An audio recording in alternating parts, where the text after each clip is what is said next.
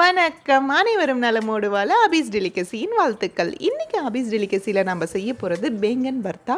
பேங்கன்னா கத்திரிக்காய் பெரிய சைஸ் கத்திரிக்காய் இருக்கும் இல்லைங்களா? ஸோ அதை வச்சு நம்ம இந்த பர்த்தா பண்ண போகிறோம். இது நல்ல ஒரு திக்கான கிரேவி மாதிரி இருக்கும்.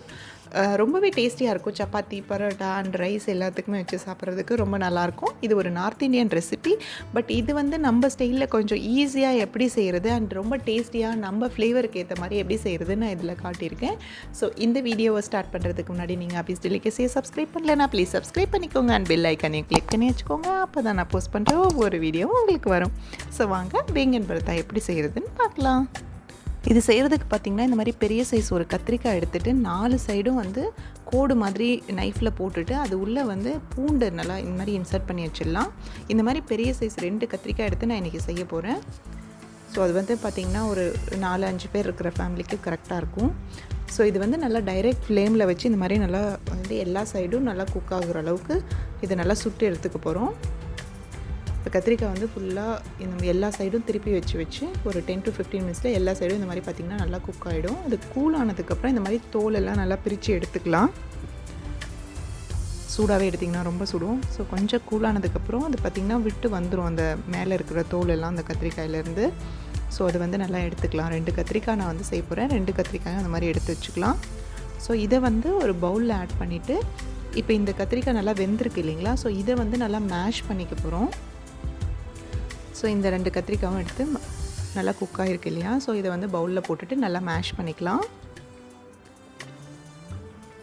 நான் வந்து ஒரு மத்து வச்சு நல்லா இந்த மாதிரி மசிச்சு விட்டுக்கிறேன். பார்த்திங்கன்னா எவ்வளோ நல்லா வெந்து குக் ஆகிருக்கு, சாஃப்டாக இருக்குது. ஸோ இது நல்லா இப்படி மசிச்சுக்கலாம். ஸோ அதுக்கப்புறம் நம்ம வந்து கிரேவி செய்ய ஸ்டார்ட் பண்ணிடலாம். இது அப்படியே இருக்கட்டும். ஒரு சைடு நல்லா மசிச்சு வச்சுட்டு இப்போ ஒரு கடாயில் வந்து தேவையான அளவு ஒரு 2 டேபிள் ஸ்பூன் ஆயில் ஆட் பண்ணிக்கோங்க. இது மஸ்டர்ட் ஆயில் இல்லை வந்து நார்மலாக நம்ம குக்கிங்க்கு யூஸ் பண்ணுற ஆயில் யூஸ் பண்ணாலும் நல்லாயிருக்கும். இப்போ அதில் ஜீரகம் கொஞ்சம் ஆட் பண்ணிவிட்டு ஜீரகம் பொரிஞ்சதுக்கப்புறம் ஒரு 2 to 3 பச்சை மிளகாய் வந்து நல்லா ஃபைன் சாப் பண்ணி ஆட் பண்ணிக்கோங்க. காரத்துக்கு ஏற்ற மாதிரி ஆட் பண்ணிக்கலாம் அது. அப்புறம் 2 மீடியம் சைஸ் ஆனியன் வந்து நல்லா ஃபைன் சாப் பண்ணி வச்சுருக்கேன், அதையும் ஆட் பண்ணிக்கலாம். ஃபைன் சாப் பண்ணி வச்சு ஆனியன் ஆட் பண்ணும்போது இந்த கிரேவி வந்து நல்லா டேஸ்ட்டாக இருக்கும் சாப்பிட்றதுக்கு. வெங்காயம் நல்லா வதங்கணும். அது கொஞ்சம் உப்பு போட்டு நல்லா வதக்கிக்கலாம். இது பார்த்திங்கன்னா இந்த மாதிரி ஒரு டிரான்ஸ்பரண்ட் ஆகிற அளவுக்கு நல்லா வதங்கட்டும். ஸோ இந்த ஸ்டேஜில் வந்து நம்ம ஒரு 2 டேபிள் ஸ்பூன் இஞ்சி பூண்டு பேஸ்ட் ஆட் பண்ணி இதையும் நல்லா வதக்கிக்கலாம். இந்த இஞ்சி பூண்டு பேஸ்ட் நல்லா வதக்கினதுக்கப்புறம் 2 மீடியம் சைஸ் டொமேட்டோவும் போட்டு நல்லா வதக்கிக்கலாம். அதுக்கு கொஞ்சம் மஞ்சள் அண்டு உப்பு ஆட் பண்ணிவிட்டு வதக்கிக்கலாம். தென் இதில் வந்து நான் மசாலான்னு ஆட் பண்ணுறது பார்த்திங்கன்னா குழம்பு மிளகாய் தூள் 1/2 டீஸ்பூன் இருக்கிற டீஸ்பூன் அளவில் வந்து 2 டைம் ஆட் பண்ணுறேன். அதாவது 1 டீஸ்பூன் அளவுக்கு ஆட் பண்ணுறேன். உங்கள்கிட்ட இந்த குழம்பு மிளகாய் தூள் இல்லைன்னா 1/2 டீஸ்பூன் வந்து கொத்தமல்லி தூளும் 1/2 டீஸ்பூன் வந்து மிளகாய் தூளும் ஆட் பண்ணிக்கலாம். இப்போ இந்த குழம்பு மிளகாய் தூள்லாம் இதில் வந்து ஜீரகம், மிளகு அதெல்லாம் இருக்கும். ஸோ அதனால் இன்னும் கொஞ்சம் டேஸ்ட்டாக இருக்கும். அதுக்காக நான் அதை ஆட் பண்ணிக்கிறேன் 1 டீஸ்பூன். அதுக்கப்புறம் இதில் பார்த்திங்கன்னா காஷ்மீரி சில்லி பவுடர் ஒரு 1/2 டீஸ்பூன் ஆட் பண்ணுறேன். இது நல்ல கலரும் வரும் அண்ட் டேஸ்ட்டும் கொடுக்கும். ஸோ இதெல்லாம் ஆட் பண்ணி மிக்ஸ் பண்ணதுக்கப்புறம் நம்ம மசிச்சு வச்சுருக்கிற இந்த கத்திரிக்காய் ஆட் பண்ணிக்க போகிறோம். பாருங்கள் 2 கத்திரிக்காய் மசிச்சு வச்சது பார்த்திங்கன்னா இதில் நமக்கு ஒரு பவுல் தான் வந்திருக்கு. நல்லா இதை நல்லா ஃபைனாக மசிச்சு எடுத்தோட்டி இந்த அளவுக்கு தான் இருக்கும்.